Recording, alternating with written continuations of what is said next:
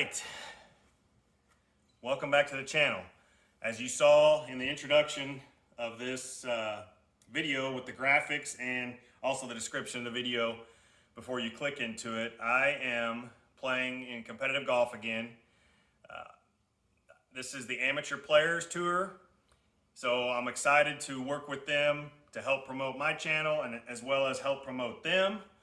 And they were nice enough. Jake, the Kansas City chapter, thank you for putting on a good tournament. He was nice enough to put me with a lot of his friends that he didn't think would have a problem with me with the camera. So I want to thank those guys, Josh, Jake, and Justin for putting up with the camera during this round of golf and helping me grow the mission of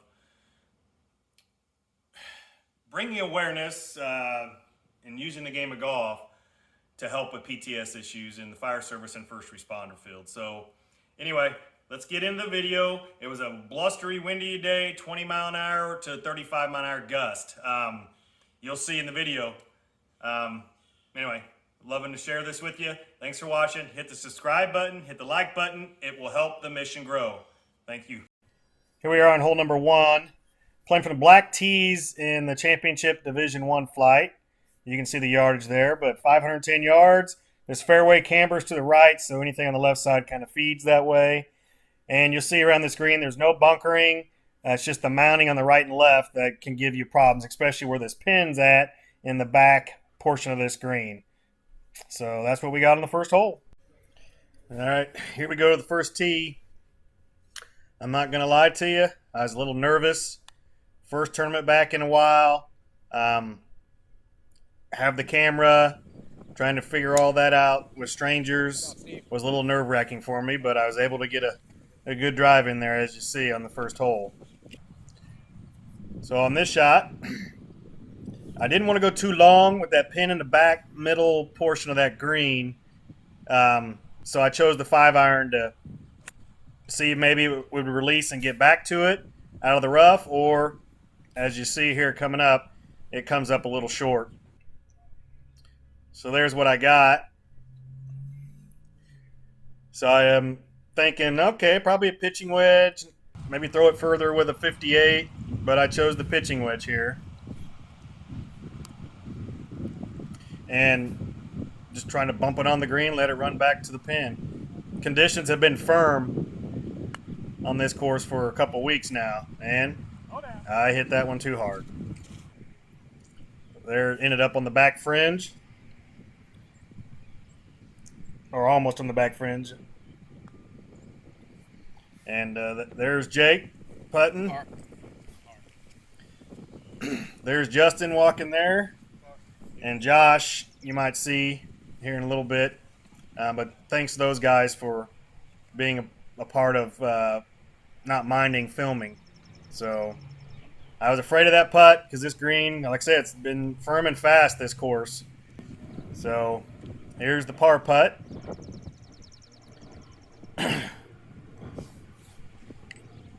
Again, I was nervous, even over the previous putt, the chip, and even this putt. And here's the result. I never was comfortable. Again, trying to record with strangers, even if it's not a tournament setting, is nerve-wracking. And I was just getting ready to get over that putt and hit it, but I reset myself and gathered myself and made the putt. So on to hole 2, I'm 1 over. So I'm not used to playing from the tips that often at this course, being 50 years old, and I like to play from the blues at 6,500 where it's enjoyable. But on this hole, everything kind of feeds to the right, off the tee. Got the bunker in the right side, and then it's a 2-tiered green, but this pin was more in the middle front, as you'll see when we get to the putting green. Still a little nervous. This was into the wind. So these next 4 holes are directly into the wind. And like I said, it was blowing 25 to 30 miles an hour at times. So I got away with this one. A little bit to the right. And it fed to the right. See the rope there? That's ground under repair. So I was able to take a drop out of it. But this ball, I can never get comfortable on these type of shots with the ball below my feet. I thought I aimed far enough left on this one, and I did not. Plus, I'd quit on it, and there it goes. Woo! Off the side of the hill by the green and into this hazard, but there was no water that far up. Justin found my ball for me there.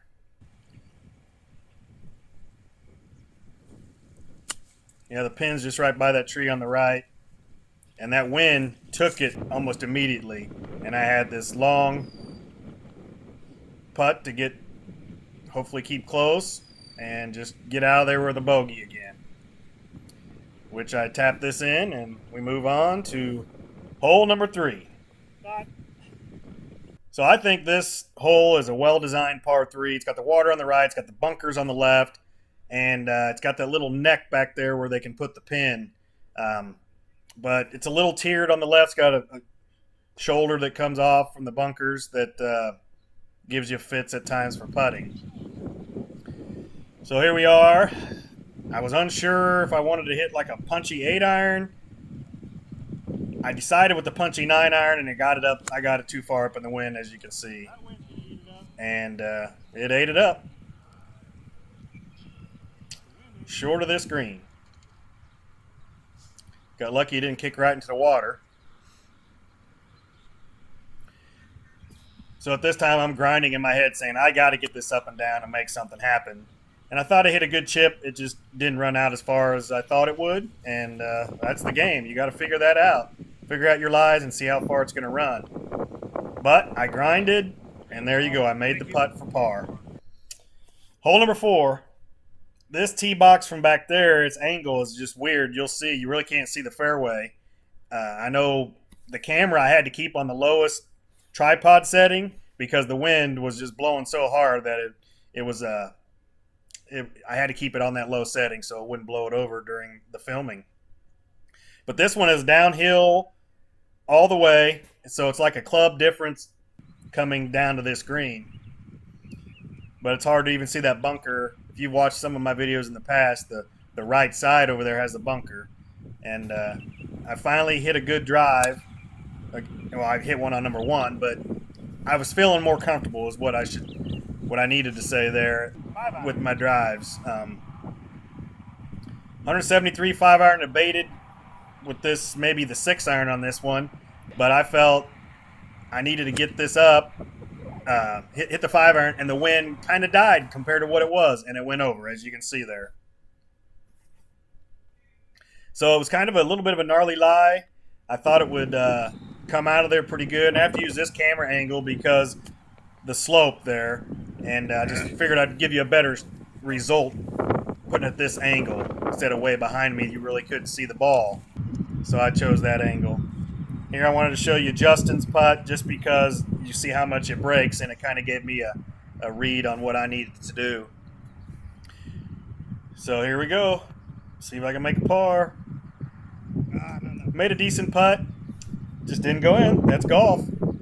So, you know, that one I felt I could get a par on. I should have from where I left it. But anyway, here we go. Hole 5. This is 566 from the tips. And it's just a different look. Again, every hole that I'm playing is just a different look because I'm normally playing from the blue tees. But playing from the tips, I find out sometimes at a lot of other courses that it takes a lot of the trouble out of play. And but anyway, this is a par 5, definitely into the wind here. It's going to be definitely a 3-shot hole. It's normally into the wind anyway, even from the blues, and it's usually a 3-shot hole. But again, I was starting to feel comfortable with my drives. I hit this one well as well, just like the last hole. And then this next shot coming up here, 366 away, 19 hybrid, just to get it down there as far as I can by the 150 post, and see if what I can do from there. So that was my goal there. I did it. Again, I'm starting to feel comfortable now. Here I made, as you're going to see the result, I made a wrong club decision. Should have hit a punch 8, keep it under the wind. And this one, I was so untrusting of it, I didn't even make a good swing on it. And this one came up way short, as you're going to see. Came up way short. Wrong club selection. Trying Tried to hit low, and I didn't even hit the ball very good. Should have chose the 8, got it up there as far as I could, because this is one of those in-between yardages, especially with this pin up front, that you really can't tell. There's just no room for me to land it. So I just tried to throw it up there, see if it would release for me, and I didn't hit it hard enough as well as throw it far enough. So, all right, this is a little downhill or a little tricky one. But as you can see, I made another good putt just to keep it at a bogey. I limited myself to big numbers early on in this round, especially these 4 holes into the wind. If there was a hole that I was upset about, it was hole number 1 that I didn't even give myself an opportunity for a birdie, especially where I left that approach shot. So hole number 6 here. So as you can see, it's got 2 bunkers past this first bunker that come into play quite frequently from the blues, and it does from the tips as well. You can get to them. So there's the concern there, and this is, as you can see how this green is shaped, it's got an upper tier, lower tier, and then kind of like a middle left tier there. And luckily the pin was up front today. It was kind of friendly. I had to put this the tripod up on this hill behind this tip green tee box, I'm sorry, and I hit another good drive. I was finally getting comfortable with the guys I was playing with, the filming, and playing in my first tournament. But as you see there, 119-yard pitching wedge. The wind was blowing to the right of this flag. Made a good swing because I felt comfortable with everything, and the result is up there pretty good. I got a good look at birdie here. So again, I felt comfortable with that approach shot, and I was starting to feel comfortable. I was putting pretty good all day, leaving myself, not getting 2 putts or getting 3 jacks, and except, on that first hole. Again, I was nervous there, but there we go. Great birdie. Got it back to 3 over, and 430-yard hole number 7. It doglegs pretty hard to the right. You really can't tell there. So that takes a little bit of the distance off of it. And it was downwind today, so that helped a lot with that distance difference. This pin was all the way back over that little tier there, all the way in the back part of that green. Like I said, I was feeling comfortable with the drives finally, and I got away with this one. I kind of was a little late on it. You're gonna like that one. And I thought it would go a little further and over the hump, but as you're going to see up here, it doesn't go all the way over the hump. There's the best I could do with the flag graphic to give you an idea of where the pin was at. 183 8-iron because it was downwindish and out of the rough, and I was just trying to get to the front of the green, which I couldn't see the ball. The guys could. They say it hit off the right slope and fed all the way back to where you see it right there. And this is a downhiller. You're going to see the break on it, and I just hit it too hard here. Oh, down, I said. And so I had to grind over another par putt.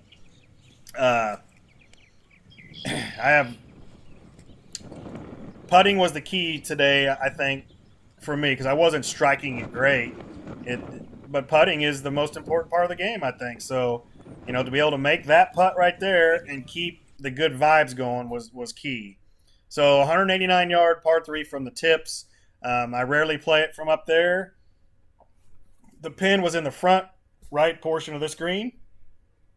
And as you're going to see here, coming up, I chose the 6-iron. It was somewhat downwind and to the right. And I thought about hitting the 7 and just come up short on this one. But I chose the 6, and you're going to see the result here in a second. So a good swing on it, good move, and it's tracking right at the pin. And it goes long, as you can see there. So the ball mark was probably halfway between the ball and the pin placement. So it was a tricky downhill. There I am walking fast. And so, again, I've been putting well. I felt comfortable over the ball so far putting. And trickle down economics there. And leaves myself an uphill putt. So I was pleased with that putt. And plus, a couple other guys had putts on that line. So it kind of gave me a good read. there we go. Another grinding par putt there, or long, lengthy putt, just so I don't three putt. So here we go. Hole number 9. Downwind. It's the normal tee box kind of I usually play with from the Blues, and you don't want to be behind those trees. That's death. And so off this tee, because it was downwind and blowing hard as it was, I end up choosing the 3-wood off this tee coming up.